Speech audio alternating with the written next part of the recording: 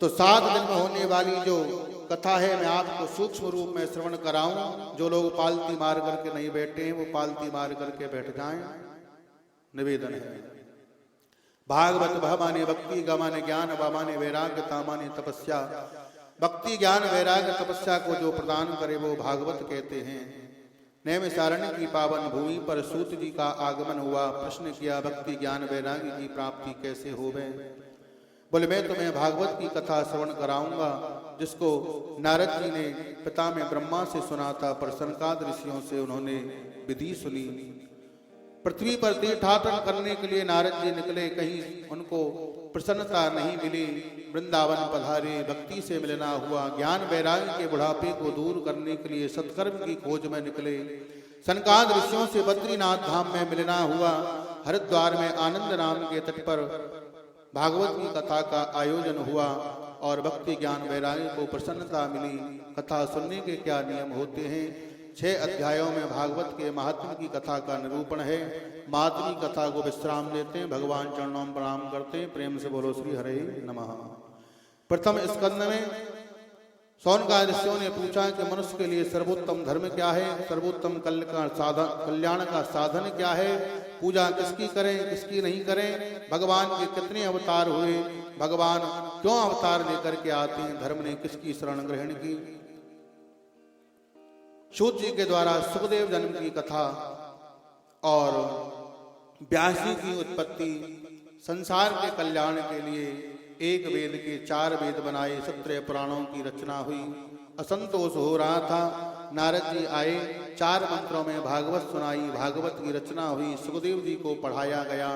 महाभारत की कथा, उत्तरा के गर्भ की भगवान ने रक्षा की और कुंती के द्वारा भगवान की स्तुति, पितामह भीष्म के द्वारा भगवान की स्तुति, पितामह भीष्म का महाप्रयाण, परीक्षित के जन्म और पांडवों का महाप्रयाण, राजा परीक्षित के द्वारा कलयुग को 4 स्थान देना और अंत में सुवर्ण में वास दिया, बुद्धि को बिगाड़ दिया, तक्षक सर्प के दंशन के द्वारा श्राप मिला, सब कुछ छोड़ करके गंगा के किनारे आए। सुखदेव मुनि का आगमन और जिस व्यक्ति की मृत्यु निकट आ गई हो उस व्यक्ति को क्या करना चाहिए, ये प्रश्न परीक्षित के द्वारा भगवान सुखदेव से पूछना, ये सब कथाएं प्रथम स्कंद के अंतर्गत आती हैं। प्रथम स्कंद को विश्राम देते हैं, भगवान चरणों में प्रणाम करते हैं। प्रेम से बोलो श्री हरे नमः। द्वितीय स्कंद में सुखदेव स्वामी के द्वारा सत्यो मुक्ति और क्रमो मुक्ति का वर्णन है और नारायण की नाभि से कमल, कमल पर प्रादुर्भाव हुआ पिता में ब्रह्मा का। 4 मंत्रों में फिर भागवत सुनाई और पिता में ब्रह्मा के द्वारा सृष्टि को बढ़ावा देना। 10 अध्यायों में द्वितीय स्कंद की कथा है। द्वितीय स्कंद को विश्राम देते हैं, भगवान चरणों में प्रणाम करते हैं। प्रेम से बोलो श्री हरे नमः। तृतीय स्कंद में विदुर चरित्र का निरूपण किया गया है कि भगवान भक्ति की भावना को देखते हैं और भाव के वश में आकर के भगवान ने विदुर के यहाँ केले नहीं, केले के छिलके पाए थे।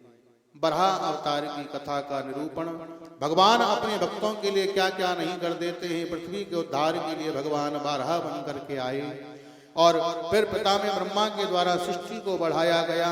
प्राणों से वशिष्ठ, अंगूठे से दक्ष, छाया से करदम, करदम जी का देवहूति के साथ में विवाह हुआ, जिनसे 9 कन्या हुई और 10वें के रूप में साक्षात भगवान कपिल का रूप लेकर के पधारे। कपिल के द्वारा माता देवहूति को सांख्य योग, ज्ञान योग, तत्व योग का निरूपण, जीव की गति के बारे में बताना, सिद्धता नाम की नदी के रूप में परिणत हुई, आचमन किया और गंगा सागर क्षेत्र के लिए प्रस्थान कर गए। ये सब कथाएं तृतीय स्कंद के अंतर्गत आती हैं। तृतीय स्कंद को विश्राम देते हैं, भगवान चरणों में प्रणाम करते हैं। प्रेम से बोलो श्री हरे नमः। चतुर्थ स्कंद में आकृति के वंश का वर्णन है, प्रसूति के वंश का वर्णन है कि माता सती ने भगवान शंकर की बातों का अनादर किया और बिना बुलाए अपने पिता की यज्ञ में गई, अपमान को सहन नहीं कर पाई। योगाग्नि के द्वारा शरीर को त्याग दिया, भगवान शंकर के द्वारा फिर यज्ञ को विध्वंस किया गया, दक्ष को बकरे का मुंह लगाया गया। उत्तानपाद की वंश का वर्णन है। छोटे से पुत्र ध्रुव ने नारद जी को गुरु बनाकर के माता सुरसी की बातों को सत्य करने के लिए मधुवन में जाकर के तपस्या की और भगवान नारायण के दर्शन किए। उनके वंश में आगे फिर अंतर ध्यान, हविर्धान, प्राचीन वरही राजा को नारद जी ने पुरंजन उपाख्यान के द्वारा संसार से वैराग्य कराया। ये सब कथाएं चतुर्थ स्कंद के अंतर्गत आती हैं। चतुर्थ स्कंद को विश्राम लेते हैं, भगवान के चरणों में प्रणाम करते हैं। प्रेम से बोलो श्री हरे नमः। पंचम स्कंद में प्रियव्रत के वंश का वर्णन है। प्रियव्रत के आग्नेत्र के नाभि की यहाँ मेरु देवी के गर्भ से ऋषभ देव के रूप में भगवान पधारे। 100 पुत्र हुए। सबसे बड़े पुत्र को भरत को राजगद्दी पर बैठाया। भरत ने भी सुमति को राजगद्दी पर बैठाया और जंगल में गए हिरण के बच्चे से प्रेम हुआ। दूसरे जन्म में हिरण बनना पड़ा। फिर उनको आंग्रस गोत्री ब्राह्मण के यहाँ जन्म मिला। इस जन्म में भी उनका नाम भरत हुआ। जड़ भरत के नाम से ख्याति हुई। राजा रहुगण को भूगोल खगोल का वर्णन किया और 28 प्रकार के नरकों का वर्णन। ये सब कथाएं पंचम स्कंद के अंतर्गत आती हैं। पंचम स्कंद को विश्राम लेते हैं, भगवान चरणों में प्रणाम करते हैं। प्रेम से बोलो श्री हरे नमः। छठे स्कंद में इस जीव से न जाने कोई ना कोई पाप रोज बन जाता है, इसके लिए प्रायश्चित करना चाहिए और सबसे बड़ा प्रायश्चित है भगवान नाम। अजामिल जैसा ब्राह्मण उस वैश्या उस गणका के संसर्ग में आने से चोरी करने लगा, डाका डालने लगा। संतों के द्वारा बताया गया कि अपने 10वें पुत्र का नाम तू नारायण रखना और अंतिम अवस्था में उसके मुख से नारायण का नाम निकला और उसको भगवान के धाम की प्राप्ति हुई। देवताओं के द्वारा गुरु बृहस्पति का अपराध और फिर विश्वरूप को गुरु बनाया। विश्वरूप को भी इंद्र के द्वारा मारा गया। इंद्र को ब्रह्म हत्या लगी। 4 स्थानों पर बांटा नारायण कवच का उपदेश और वृत्तासुर की उत्पत्ति। वृत्तासुर के द्वारा देवताओं को परास्त करना, देवताओं की कार्य की सिद्धि के लिए फिर दधीचि मुनि ने अपनी अस्थियों को दिया। इंद्र के द्वारा वज्र बनाया गया। वृत्तासुर का वध और 49 प्रकार के मृतगणों की उत्पत्ति की कथा।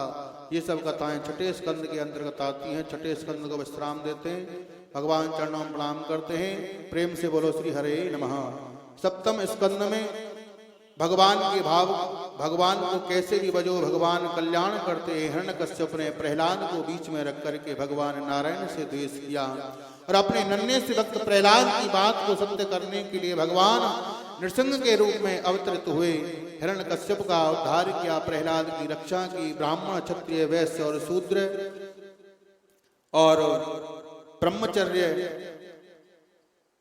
गृहस्थ, वानप्रस्थ और सन्यास, 4 वर्ण 4 धर्मों का निरूपण। ये सब कथाएं सप्तम स्कंद के अंतर्गत आती हैं। सप्तम स्कंद को विश्राम देते हैं, भगवान चरणों में प्रणाम करते हैं। प्रेम से बोलो श्री हरे नमः। अष्टम स्कंद में भगवान ने समुद्र मंथन कराया देवताओं की कार्य की सिद्धि के लिए और कच्छप बने। फिर मोहिनी बन करके भगवान ने देवताओं को अमृत पान कराया और देवताओं के कार्य की सिद्धि के लिए भगवान फिर वामन बने और राजा बलि के यहाँ 3 पग पृथ्वी मांगने के बदले त्रिलोकी की संपत्ति को स्वीकार किया। मत्स्यावतार की कथा। ये सब कथाएं अष्टम स्कंद के अंतर्गत आती हैं। अष्टम स्कंद को विश्राम देते हैं, भगवान चरणों में प्रणाम करते हैं। प्रेम से बोलो श्री हरे नमः। नवम स्कंद में पहले सूर्यवंश का वर्णन है। राजा वस्वान हुए, फिर इनके 10 पुत्र हुए। नाभग के नाभाग, फिर अम्बरीश जी, जिनका दुर्वासा जी ने अपराध किया और बाद में फिर दुर्वासा जी को अम्बरीश जी की ही शरणागति होना पड़ा। फिर यौवनासु की कथा है, जिनके यहाँ मानधाता हुए। फिर मुचकुंद, पितृवंदन, खट्वांग, रघु, अजु, दीर्घबाहु और फिर दशरथ पुत्रेष्ठ यज्ञ के द्वारा राम, लक्ष्मण, भरत, शत्रुघ्न 4 पुत्रों की प्राप्ति हुई और कुछ चंद्रवंश की कथा का निरूपण। ये सब कथाएं नवम स्कंद के अंतर्गत आती हैं। नवम स्कंद को विश्राम देते हैं, भगवान चरणों में प्रणाम करते हैं। प्रेम से बोलो श्री हरे नमः।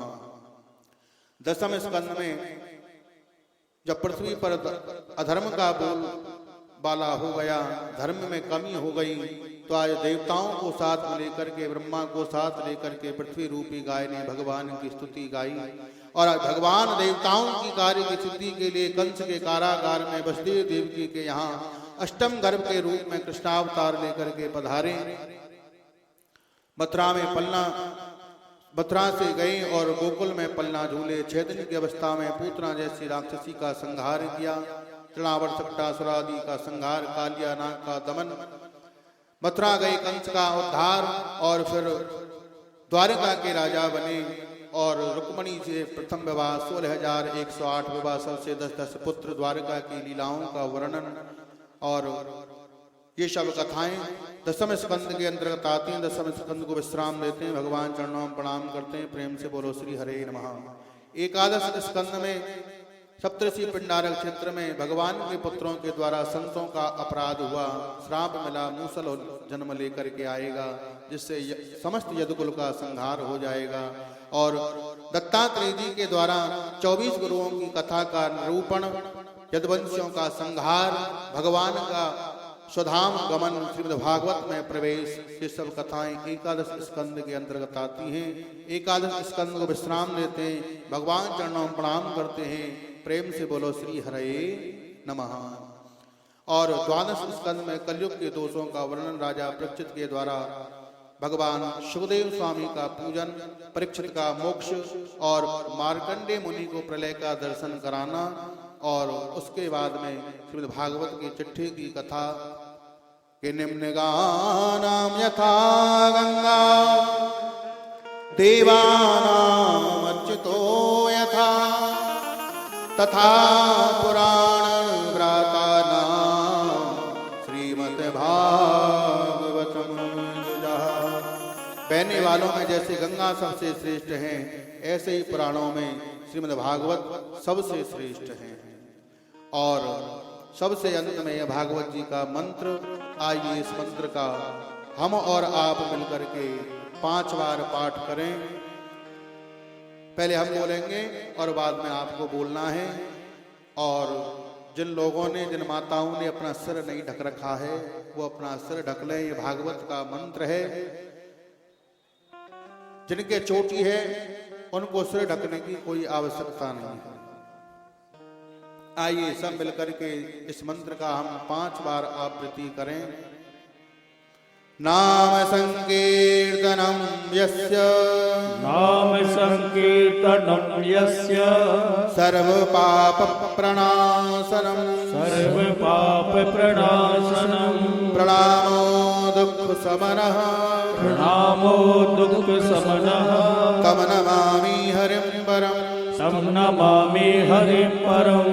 नाम संकीर्तनम यस्य, नाम संकीर्तनम यस्य, सर्व पाप प्रणाशनम, सर्व पाप प्रणाशनम, प्रणामो दुख समनः, प्रणामो दुख समनः, तम नमामि हरिं परम्, तम नमामि हरिं परम्। नाम संकीर्तनम यस्य, नाम संकीर्तनम यस्य, सर्व पाप प्रणाशनम, सर्व पाप प्रणाशनम, प्रणामो दुख समनः, प्रणामो दुख समनः, तम नमामि हरिं परम्, तम नमामि हरिं परम्। नाम संकीर्तनम यस्य, नाम संकीर्तनम यस्य, सर्व पाप प्रणाशनम, सर्व पाप प्रणाशनम, प्रणामो दुख समनः, प्रणामो दुख समनः, तम नमामि हरिं परम्, तम नमामि हरिं परम्। नाम संकीर्तनम यस्य, नाम संकीर्तनम यस्य, सर्व पाप प्रणाशनम, सर्व पाप प्रणाशनम, प्रणामो दुख समनः, प्रणामो दुख समनः, तम नमामि हरिं परम्, तम नमामि हरिं परम्, तम नमामि हरिं परम्, तम नमामि हरिं परम्, तम नमामि हरिं परम्। तम नमामि हरिं परम्। जिन भगवान का नाम कीर्तन और स्मरण इस जीव के समस्त प्रकार के कलमशों को दूर कर देता है, ऐसे भगवान श्री कृष्ण और श्री रमण बिहारी के चरणों में हम लोग और आप लोग सब प्रणाम करते हैं। बोलिए श्रीमद्भागवत महापुराणे की जय। वृंदावन बिहारी लाल की जय। जय श्री राधे, जय जय श्री राधे, जय जय श्री राधे।